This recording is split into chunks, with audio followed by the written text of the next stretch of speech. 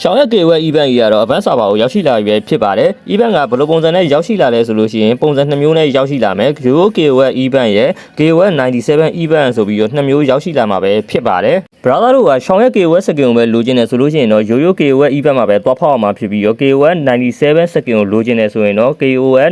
97 event မှာသွားဖောက်အောင်မှာပဲဖြစ်ပါတယ်ဘယ်လိုပုံစံဖောက်အောင်မလဲဆိုလို့ရှိရင်ကျွန်တော်တို့ကဘင်ကိုကတော့2ခုလုံးမှာပဲတန်းမယ်ဒါပေမဲ့ဘင်ကိုနောက်ဆုံးတန်းမဲ့အချိန်မှာတော့ကျွန်တော်တို့လိုချင်တဲ့ skin ရှိတဲ့ event မှာသွားဖောက်ဖို့တော့လိုရပေါ့နော်ဒါကတော့အရေးကြီးတယ်ကိုကရှောင်း KOWet လိုချင်တာဖြစ်ပြီးတော့ပကီလို event မှာနောက်ဆုံးဘင်ကိုတန်းမဲ့ဟာကိုသွားဖောက်လိုက်မယ်ဆိုရင်တော့ KOWet 97 event နဲ့က skin တွေကိုပဲရမှာဖြစ်ပြီးတော့ရှောင်း KOWet event skin တွေကိုရမှာမဟုတ်တော့ပါဘူး KOWet event ကကျွန်တော်တို့ official server ကိုဘယ်အချိန်မှာရောက်ရှိလာမလဲဆိုတော့ February ဒါမှမဟုတ်လို့ရှိရင် March လမှာရောက်ရှိလာမယ်ဆိုပြီးတော့မိုတိုဘက်ကနေပြီးတော့အတည်ပြုထားရပေါ့နော်အဲ့တော့ရှောင်း KOWet လိုချင်တဲ့ brother ကြီးရှိရဆိုလို့ရှိရင် diamond တွေကြိုစုထားဖို့ကျွန်တော်ပြောချင်တယ်ပြီးလို့ရှိရင် brother တို့သိချင်တဲ့အကြောင်းအရာရှိရင်လည်းကျွန်တော်ရဲ့ comment အောက်မှာဝင်ပြီးတော့မေးသွားလို့ရပါတယ်ကျွန်တော်ရဲ့ TikTok ကိုလည်း like and follow လုပ်ပြီး share သွားဖို့လည်းမမေ့ကြပါနဲ့အားလုံးပဲဘိုင်ဘိုင်ပါ